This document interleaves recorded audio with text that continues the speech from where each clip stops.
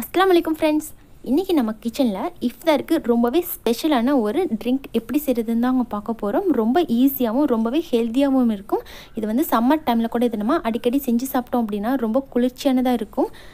இது வரைக்கும் தமிழ் ஃபன் சேனலை சப்ஸ்கிரைப் பண்ணாத நண்பர்கள் சப்ஸ்கிரைப் பண்ணிக்கோங்க. அப்படியே பக்கத்தில் இருக்கிற பெல் ஐகானை கிளிக் பண்ணிவிட்டு ஆல் அப்படிங்கிற ஆப்ஷனை கிளிக் பண்ணிக்கோங்க. அப்போ தான் நாங்கள் போகிற நியூ அப்டேட்ஸ் டெய்லி உங்களுக்கு கூட நோட்டிஃபிகேஷன்ஸாக வரும். இன்றைக்கி வந்து நம்ம ஃபஸ்ட் வந்து அகர் எப்படி ப்ரிப்பேர் பண்ணுறது அப்படின்னு பார்த்துக்கலாம். இந்த ட்ரிங்க்குக்கு வந்து ஃபஸ்ட் நம்ம ஜெல்லி ரெடி பண்ணணும். அதுக்கு வந்து நான் இன்றைக்கி வந்து அகர் யூஸ் பண்ணி தான் ஜெல்லி செய்ய போகிறேன். உங்களுக்கு எது விருப்பமோ ஜெல்லி மிக்ஸ் இல்லைனா இன்ஸ்டன்ட் ஜெல்லி மிக்ஸ் இந்த மாதிரி எது உங்களுக்கு விருப்பமோ அது மாதிரி கூட நீங்கள் ப்ரிப்பேர் பண்ணி ஜெல்லி வந்து செஞ்சுக்கலாம். எல்லாத்தையும் விட அகரில் நம்ம ப்ரிப்பேர் பண்ணுறது வந்து ரொம்ப ஆரோக்கியமானதாக இருக்கும். அகர் ப்ரிப்பேர் பண்ணுறதுக்கு நான் வந்து இன்றைக்கி 10 கிராம் அளவுக்கு அகர் எடுத்திருக்கேங்க. இது வந்து சைனா கிராஸ் அப்படின்னு சொல்லுவாங்க. அகர் இந்த மாதிரி எந்த பேரில் வேணாலும் மளிகை கடைகளில் கூட இப்போ ஈஸியாக கிடைக்கிது. நீங்கள் உங்களுக்கு எங்கே கிடைக்குதோ நீங்கள் வாங்கிக்கோங்க. 10 கிராம் அளவுள்ள அகர் யூஸ் பண்ணி எப்படி சரியான அளவுக்கு நம்ம தண்ணி சேர்த்து இதை செய்கிறது அப்படிங்கிறத ஃபஸ்ட்டு நம்ம பார்த்துக்கலாம். அகர் சாப்பிட்றதுனால நம்ம உடம்புக்கு வந்து ரொம்பவே குளிர்ச்சியாக இருக்கும். அல்சர் பேஷண்ட்ஸ்லாம் வந்து இது போல் அடிக்கடி செஞ்சு சாப்பிட்டிங்கன்னா ரொம்ப ஆரோக்கியமாக இருக்கும். வயிற்றில் இருக்க புண்ணெல்லாம் வந்து ஆறுறதுக்கு ரொம்பவே யூஸ்ஃபுல்லாக இருக்கும். அகர் சேர்த்துக்கு முன்னாடி இதை வந்து ஃபஸ்ட்டு குட்டி பீசஸாக கட் பண்ணிக்கலாம். இந்த மாதிரி சின்ன பீசஸாக கட் பண்ணிவிட்டு நம்ம செய்யும்போது ரொம்ப சீக்கிரமாக வந்து கரைஞ்சி வந்துடும். ரொம்ப டைம் எடுக்காது. அதுக்காக இந்த மாதிரி சின்ன பீசஸாக ஃபஸ்ட்டு கட் பண்ணி எடுத்துக்கோங்க. கட் பண்ணி பீசஸ்லாம் ஒரு சாஸ் பேனில் சேர்த்துக்கோங்க.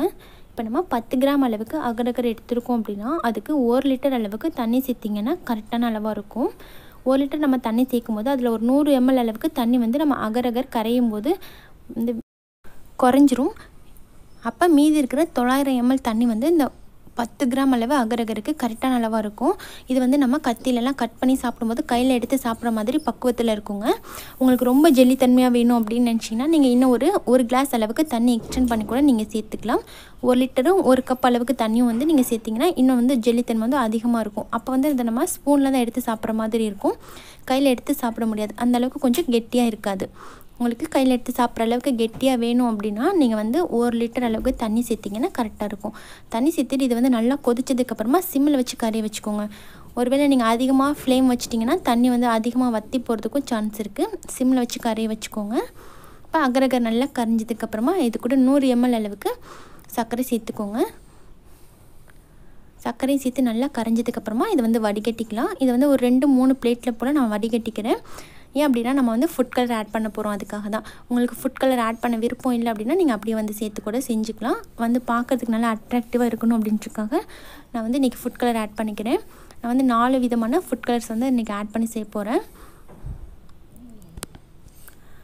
இந்த அளவில் நீங்கள் கரெக்டான அளவில் செஞ்சு பாருங்கள். உங்களுக்கு வந்து மிஸ்டேக் இல்லாமல் நல்லா ஈஸியாகவும் ரொம்ப பர்ஃபெக்டாகவும் உங்களுக்கு அகர் ஜெல்லி வந்து ரெடி ஆகிடும். இது போல் நான் 4 விதமான ஃபுட் கலர்ஸ் ஆட் பண்ணி இதை வந்து ரெடி பண்ணி வச்சுட்டேங்க. இது அப்படியே ஒரு 1 hour மட்டும் நம்ம ஃப்ரிட்ஜில் வச்சு எடுத்துட்டோம் அப்படின்னா நல்லா சூப்பராக செட் ஆகி வந்துடும். அதுக்கப்புறமா நம்ம கட் பண்ணிக்கலாம். இப்போ பாருங்கள் 1 hourக்கு அப்புறமா சூப்பராக செட் ஆகிடுச்சு பாருங்கள். இன்றைக்கி நம்ம செய்ய போகிற ஸ்பெஷல் ட்ரிங்கை நம்ம வீட்டுக்கே கெஸ்ட்லாம் வந்திருக்காங்க அப்படின்னா கூட இது போல் நம்ம செஞ்சு கொடுத்தோன்னா ரொம்பவே என்ஜாய் பண்ணி சாப்பிடுவாங்க. பார்க்குறதுக்கும் ரொம்ப லுக்காக இருக்கும். டேஸ்ட்டும் நல்லா ரிச்சாக இருக்கும். இப்போ பாருங்கள் கட் பண்ணதுக்கப்புறம் பாருங்கள் எவ்வளோ சூப்பராக கண்ணாடி போல் பதத்தில் வந்திருக்குன்னு.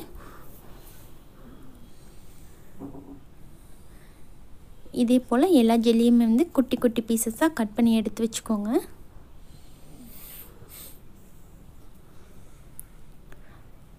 சம்டைம்ஸ் பார்த்திங்கன்னா சில அகர் நீங்கள் பேக்கெட்ஸ் வாங்கினீங்க அப்படின்னா அதிலே வந்து தண்ணி எவ்வளோ சேர்க்கணும் அப்படின்ற அளவு கூட கொடுத்துருப்பாங்க. இல்லை நீங்கள் அப்படின்னா அந்த மாதிரி அளவு கூட நீங்கள் யூஸ் பண்ணி செஞ்சுக்கலாம். இப்போ ஜெல்லி எல்லாமே ரெடி ஆகிடுச்சு. இருக்கட்டும். ஸ்டவ் ஆன் பண்ணிவிட்டு ஒரு சாஸ் பேன் வச்சுக்கோங்க. அதில் 1/2 கப் அளவுக்கு ஜவ்வரிசி சேர்த்துக்கோங்க. நைலான் ஜவ்வரிசி ரொம்ப குட்டியாக இருக்க ஜவ்வரிசி தான் நான் இன்றைக்கி எடுத்திருக்கேன். அந்த மாதிரி சின்ன ஜவ்வரிசியில் சேர்த்து செய்யும்போது ரொம்பவே நல்லாயிருக்கும். ஜவ்வரிசி நல்லா ஒரு 2 times போல் வாஷ் பண்ணிக்கோங்க. அதுக்கப்புறமா அது கூட ஒரு 2 கப் அளவுக்கு தண்ணி சேர்த்துக்கோங்க. தண்ணி சேர்த்து நல்லா கொதித்து ஜவ்வரிசி வந்து 5 நிமிஷம் போல் வெந்து வரட்டும். இது குட்டி ஜவ்வரிசி அப்படின்றனால ரொம்ப சீக்கிரமாக வெந்து வந்துடும். ஒரு 5 நிமிஷம் கொதிச்சிச்சு அப்படின்னாலே போதும், கரெக்டாக வெந்து வந்துடும். ஜவ்வரிசி வந்து அடியில் போய் ஒட்டிடும். அடிக்கடி நல்லா கலந்து விட்டுட்டே இருங்க.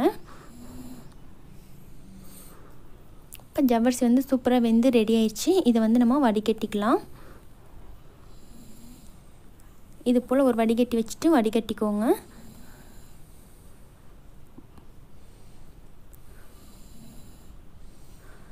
ஜவ்வரிசி நல்லா வடித்து சூடான தண்ணி வடிஞ்சதுக்கப்புறமா இது கூட வந்து கொஞ்சம் சாதாரண நார்மல் வாட்டர் சேர்த்துக்கோங்க. இல்லைனா ஐஸ் வாட்டர் இருந்துச்சுன்னா ஐஸ் வாட்டர் கூட நீங்கள் சேர்த்து ஒரு தடவை நல்லா வாஷ் பண்ணிக்கலாம். அப்போ வந்து ஜவ்வரிசி உங்களுக்கு நல்லா குழஞ்சி போகாமல் கரெக்டான பக்குவத்தில் கிடைக்கும்.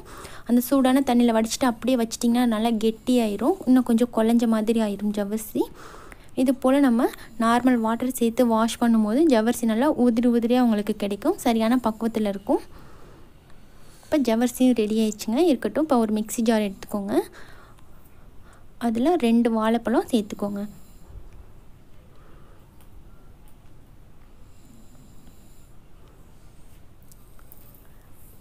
வாழைப்பழம் சேர்த்ததுக்கப்புறமா இது கூட நல்லா காய்ச்சிட்டு ஆற வச்சு ஃப்ரிட்ஜில் நல்லா சில் பண்ண பால் எடுத்திருக்கேன். 1 கப் அளவுக்கு சேர்த்துக்கோங்க. மீதி பாலை வந்து நம்ம மிக்ஸ் பண்ணும்போது சேர்த்துக்கலாம்.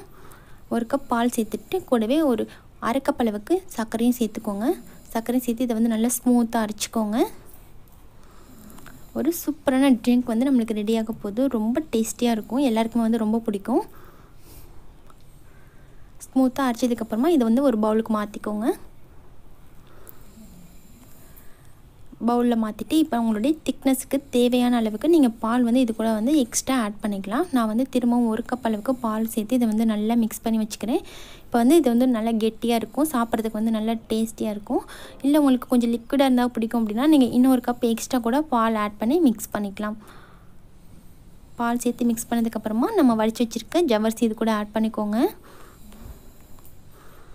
ஜவ்வரிசியும் சேர்த்துட்டு நல்லா கலந்து விட்டுக்கோங்க.